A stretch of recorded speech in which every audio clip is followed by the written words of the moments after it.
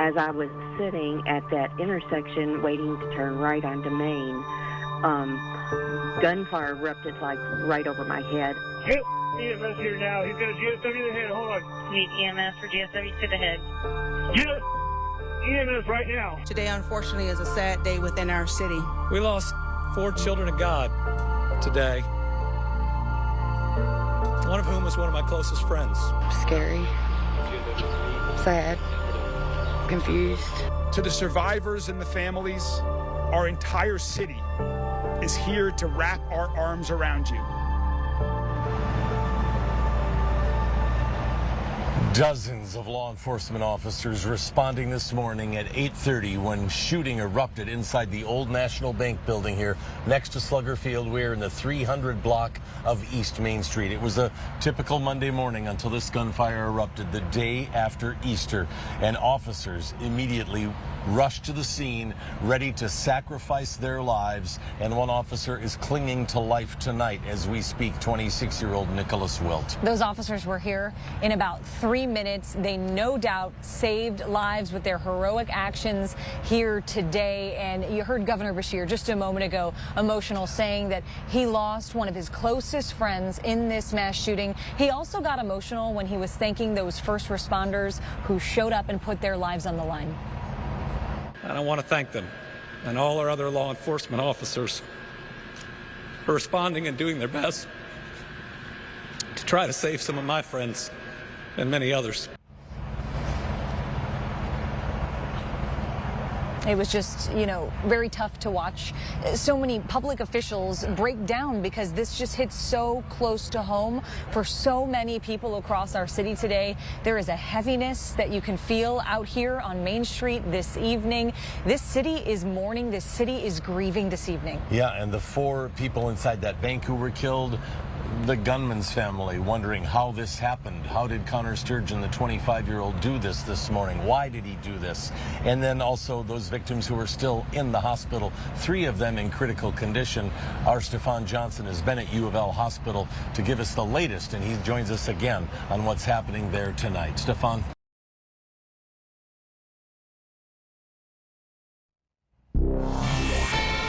A devastating day, a dark day here in the city of Louisville. We are live on Main Street in downtown Louisville, right outside the old National Bank, where the nation's latest mass shooting happened today around 8:30 this morning. 4 people killed, the gunman killed, 9 others injured, 3 of them now fighting for their lives in critical condition. It was a massive scene in the area. We saw glass shattered, windows of the bank with gunshot holes, dozens of evidence markers on the front steps into the old National Bank.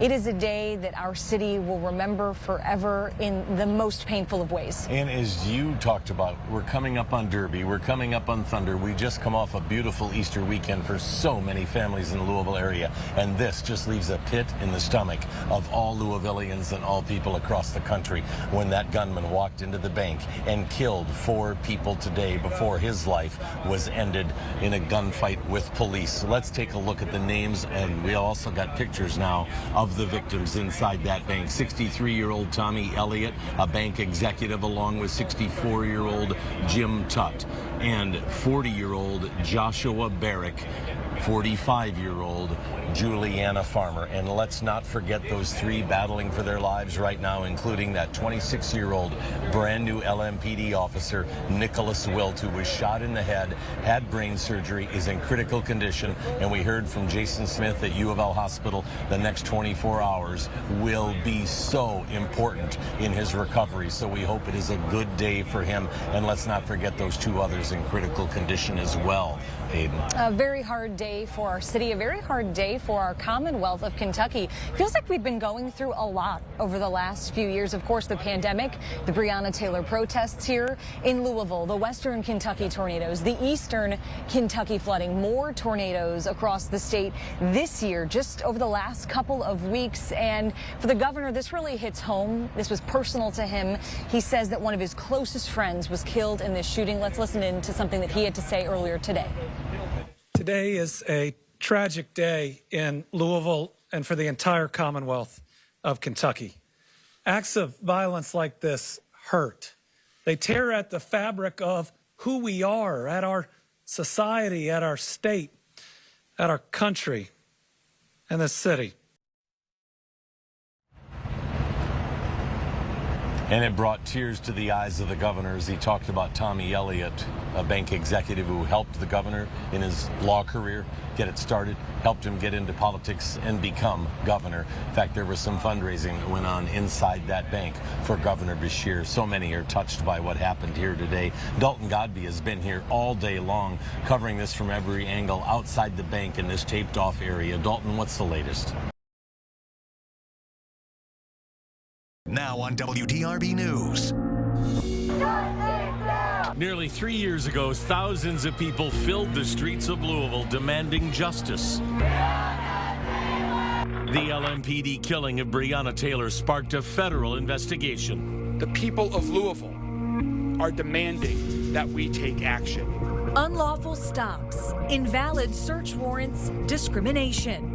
All findings in a 90-page U.S. Justice Department review. This conduct is unacceptable. It is heartbreaking.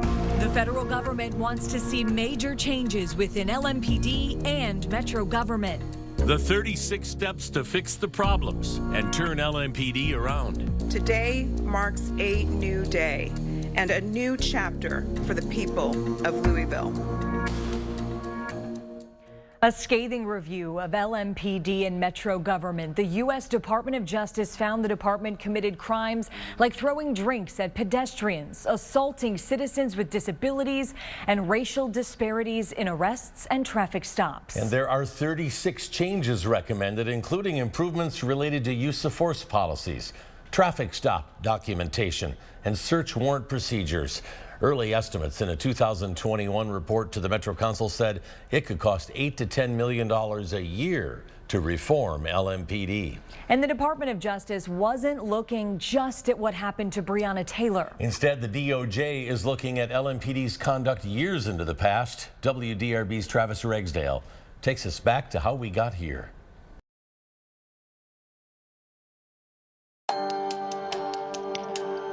It torments you a little bit. It scares you.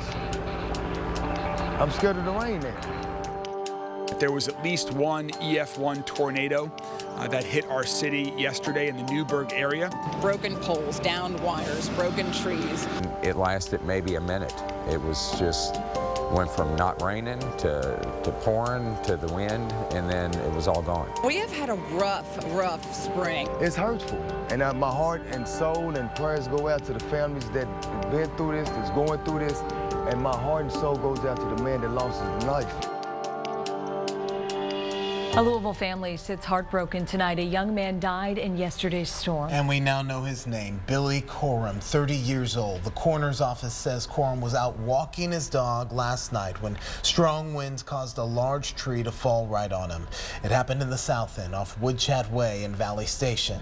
Corum's family tells WDRB he loved music and worked at UPS. They say he was the type of person who always told his family he loved them. His father says Corum called him to wish him a happy birthday yesterday. He got the call from the coroner just 2 hours later. Wow, at least 3 tornadoes tore through Louisville yesterday. This video from Louisville's South End shows just how destructive the storm was.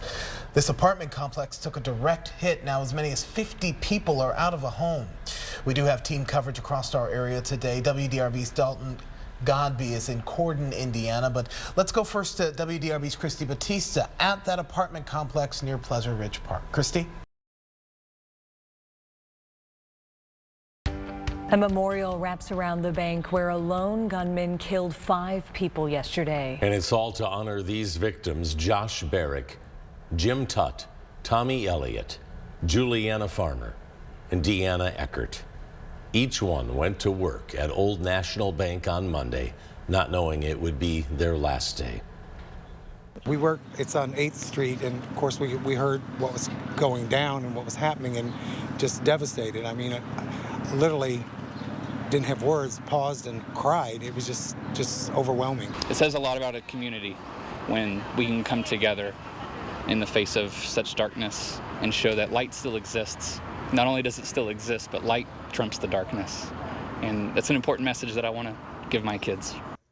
Earlier this morning, there were only a few white roses on those steps. Now that memorial has grown as more people have stopped by to pay their respects and honor those who lost their lives.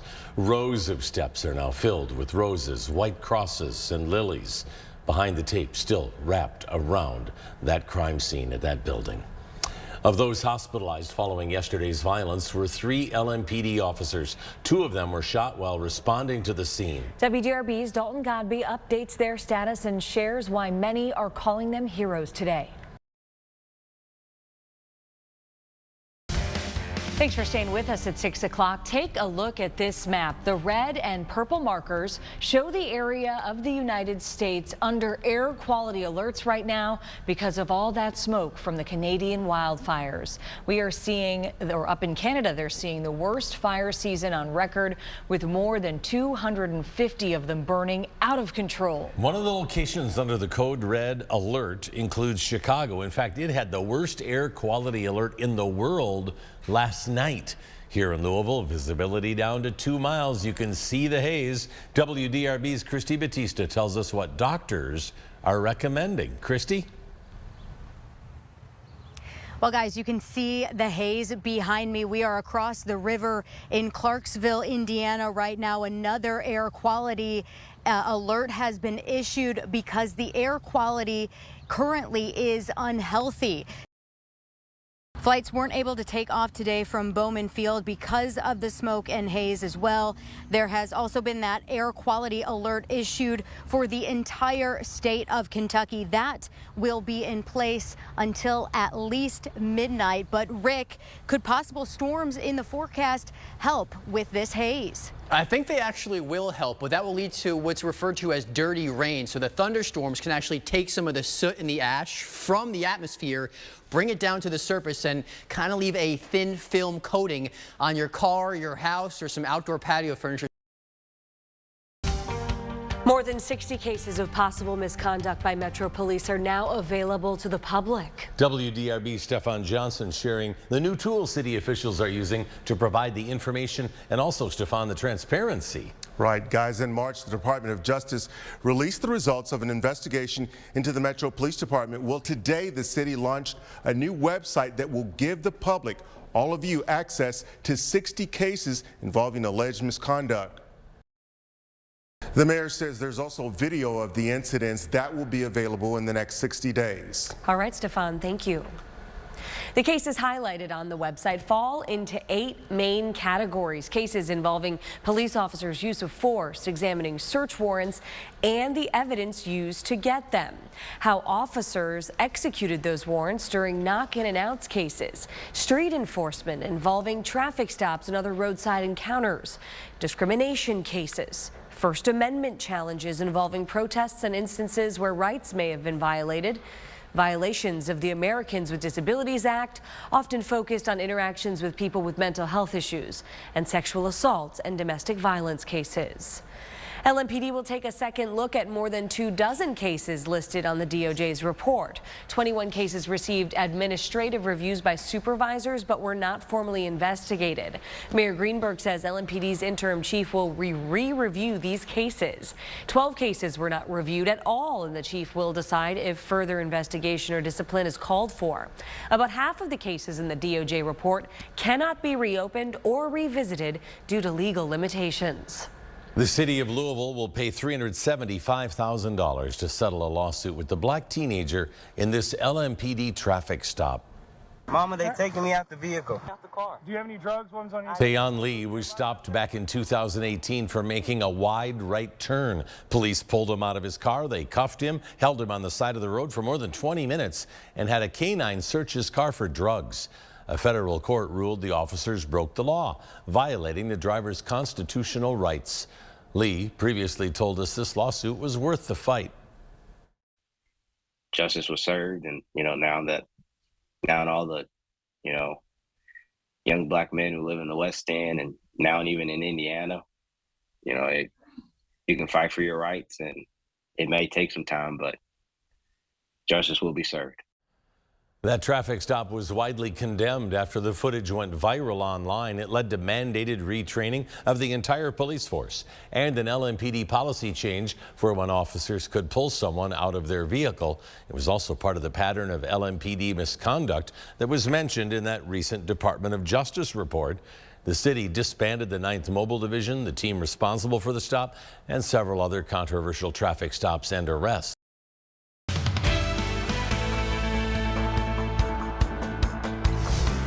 A first-of-its-kind concert merges nature and culture as Yo-Yo Ma performs with the Louisville Orchestra and Chamber Choir. WDRB's Christy Batista takes us inside Mammoth Cave for this once-in-a-lifetime opportunity. It's an immersive experience that takes people through Mammoth Cave to see the Louisville Orchestra and Yo-Yo Ma, bringing people closer to nature through culture. With photojournalist Jeff Gordon, Christy Batista, WDRB News. Wow. Spectacular. That's the second oldest national park due to Niagara Falls. Wow. It's such a treasure, and I hope they do more shows. Oh my gosh, absolutely. Right? I feel so jealous of the people that won that lottery and got a seat, because it truly is a once-in-a-lifetime experience. Yeah, they have a place down in Tennessee called the Caverns, but this is unreal. Oh my gosh, just amazing. Well, park rangers tell us too that the concert will not damage the cave in any way. We have to win in these three things, no matter what else happens, to have a chance.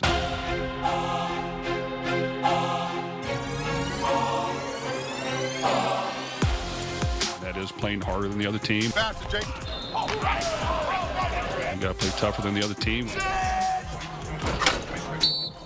And then you've got to be smarter than the other team. You win those three things, you're going to have a chance to win the football game.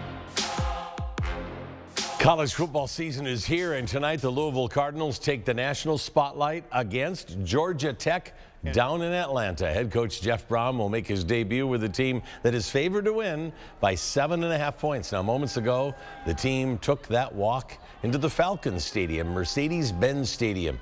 Game time, 7:30 this evening. Meanwhile, the Atlantic Coast Conference Board of Directors, well, they took a vote to formally admit 3 new teams. Stanford, Cal, SMU will all join next year.